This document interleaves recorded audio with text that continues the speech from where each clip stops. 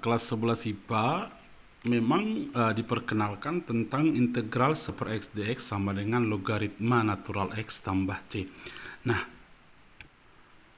tentang logaritma natural sebenarnya barangkali sudah pernah kamu dapat waktu kelas 10. Nah, ini logaritma natural ini sebenarnya, misalnya kalau ditulis logaritma natural X, ini adalah E logaritma X.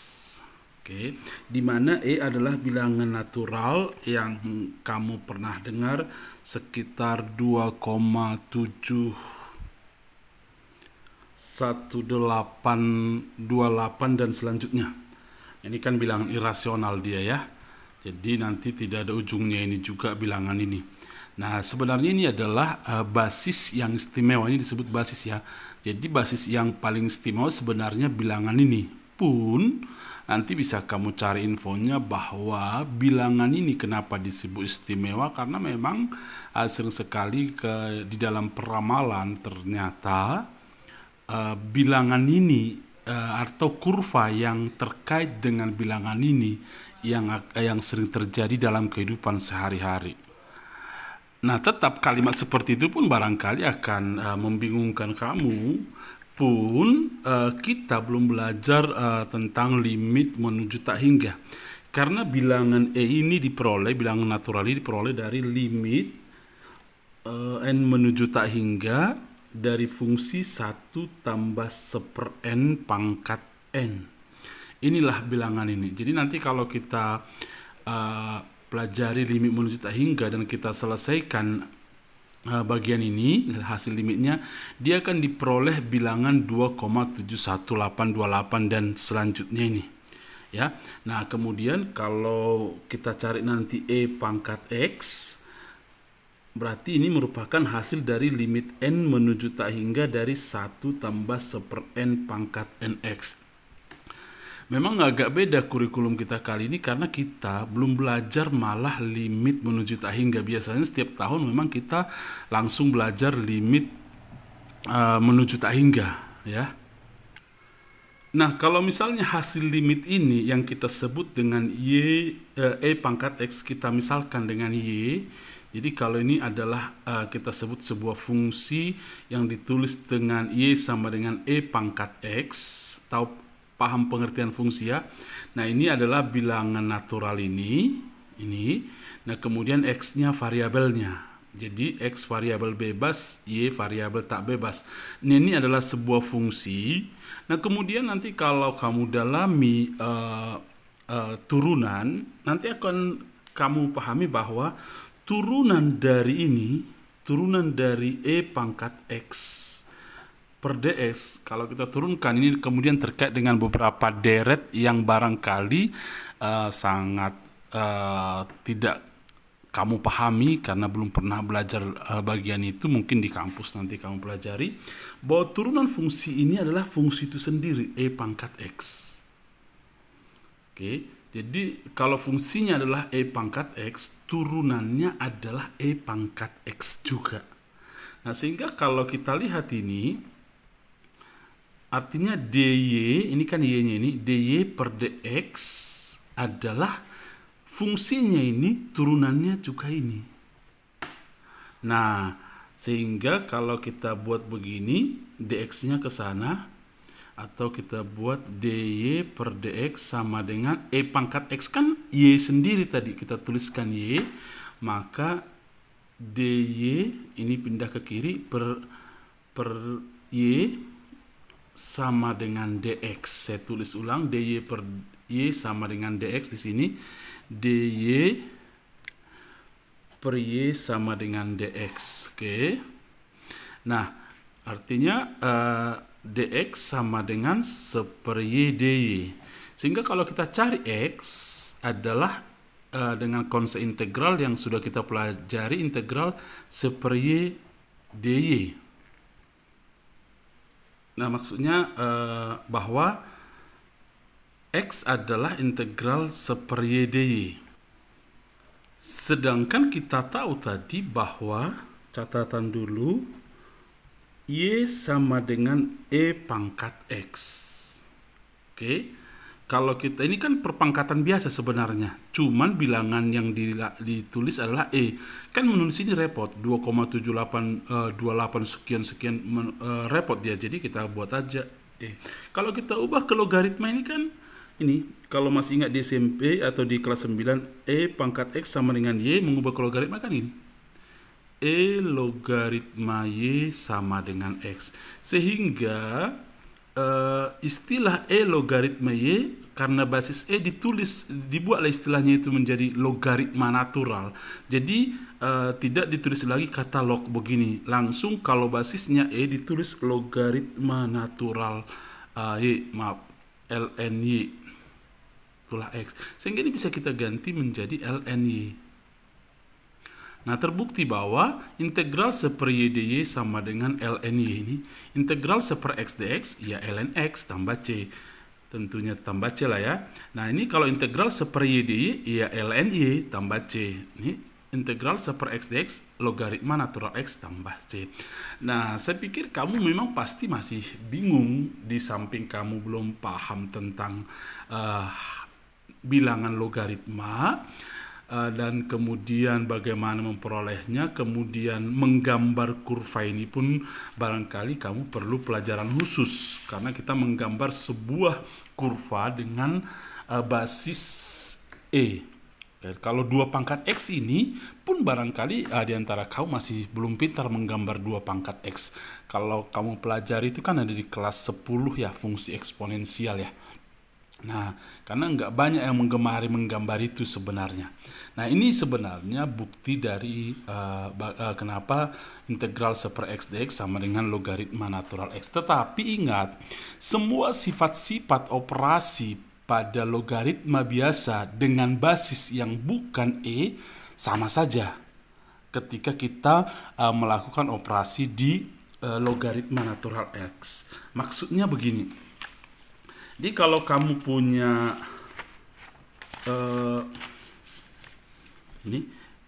kalau di kelas 10 logaritma 10 sama aja dengan logaritma 2 tambah logaritma 5. Boleh ya, dengan sifat logaritma A kali B sama dengan logaritma A tambah logaritma B. Nah, demikian juga seandainya ada logaritma natural 10 sama aja dengan ln 2 tambah ln 5. Ya, basisnya di sini ya tentu 10. Kalau di sini basisnya sudah E logaritma 10. Oke, jadi hal-hal yang berkaitan dengan sifat-sifat yang kamu pelajari, sifat-sifat logaritma, ya berlaku di yang logaritma natural. Jadi kamu tidak usah terlalu pusing, kamu hafal aja ini bahwa integral dari seper x dx adalah logaritma natural x tambah c. Nah, terkait dengan soalmu tentunya sebenarnya menjadi tidak tidak susah. Nah, apalagi kamu sudah bisa menguraikannya. Memang nggak bisa kita membuat pemisalan seperti yang sudah kita pelajari. Karena apa? Ketika kita turunkan ini hasil turunan ini kan 2x kurang 7. Sama sekali tidak ada kaitannya dengan ini. Nah, tetapi ada yang menarik bahwa apa? Cara mengerjakan persoalan seperti ini, lihat dulu pilihan bergandanya mengarah kemana. Itu sangat membantu sebenarnya. Nah, di pilihan berganda kan semua menggunakan logaritma natural. Nah, sehingga kalau kita bayangkan logaritma natural, di pembilangnya itu adalah X, di sini X. Kalau enggak harusnya X kurang 1, di sini X kurang 1, DX kurang 1. Kalau ini X kurang 5, di sini DX kurang 5. Udah, artinya di pembilangnya ini adalah variabel berpangkat 1. Nah, terkait dengan itu, ini kan berpangkat 2. Nah, kita pecah dulu menjadi X tambah 2 per, ini faktorkan X kurang 3, X kurang 4 dx. Nah, tadi saya bilang usahakan penyebutnya berpangkat 1, sehingga kalau kita tulis ini integral X tambah 2, maksudnya kita tulis menjadi sebuah bilangan misalnya A per X kurang 3 tambah B per X kurang 4 dx. Oke, kita ubah dulu bagian ini menjadi bentuk begini. Nah, Perhatikan, bisa kita ubah, bisa. Kita akan mengubah ini menjadi dua pecahan seperti ini. Nah, kalau kita kali silangkan ini menjadi begini. Integral A kali X kurang 4 tambah B kali X kurang 3 per, ini kali ini kan X kurang 3 kali X kurang 4 dx. Jadi sama. Nah, kalau kita kalikan ini kan penyebutnya ini, penyebutnya ini. Nah, sehingga supaya ini bisa menjadi begini, maka ini tambah ini harus sama dengan X tambah 2. Oke, paham ya? Ini kan sudah sama ini. Ini sama dengan ini, berarti X tambah 2 sama dengan ini. Oke. Maksud saya tadi ini sama dengan X tambah 2 ya. Oke. Lalu kita perhatikan di sini AX kurang 4A tambah BX kurang 3B sama dengan X tambah 2. Oke. Nah, kemudian AX tambah BX adalah faktornya X kan, A tambah BX. Oke, ini kurang 4A kurang 3B sama dengan X tambah 2. Ini sebenarnya mencocokkan bagian kiri dengan kanan. Ini variabel X-nya A tambah B. Di sini variabel X-nya 1. Oke, yang kedua, yang tidak mengandung variabel adalah minus 4A minus 3B. Yang tidak mengandung variabel 2. Tinggal proses eliminasi. Boleh kamu kali minus 3 atau kali 3. 3A tambah 3B sama dengan 3, minus 4A minus 3B sama dengan 2. Operasi tambah. Oke, 3A kurang 4A minus A. Ini habis. 3 tambah 2, 5. Jadi A-nya adalah minus 5. A minus 5 berarti B sama dengan minus 5 tambah berapa supaya 1? 6. Begitu ya. Oke.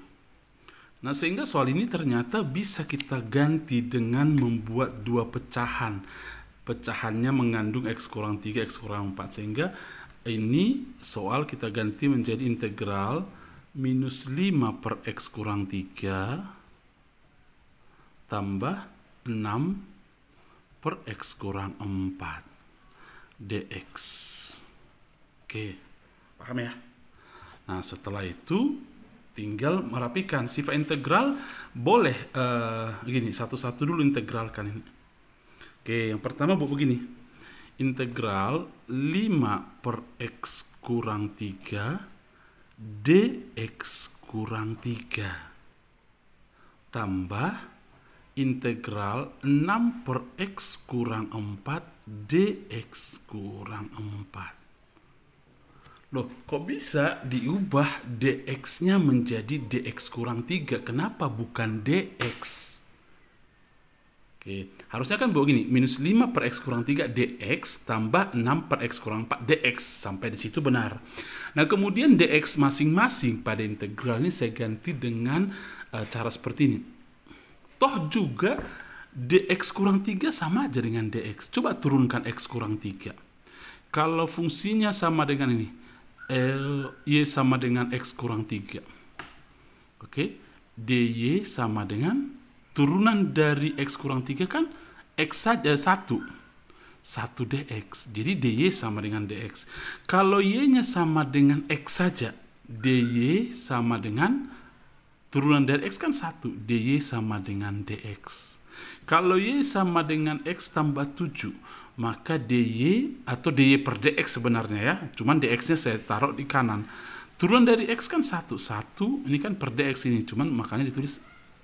Jadi sama saja kalau y X tambah 7, X kurang 3, X atau X tambah 10, hasil turunannya itu adalah dx juga. Sehingga dx ini bisa kita ganti dengan cara seperti ini.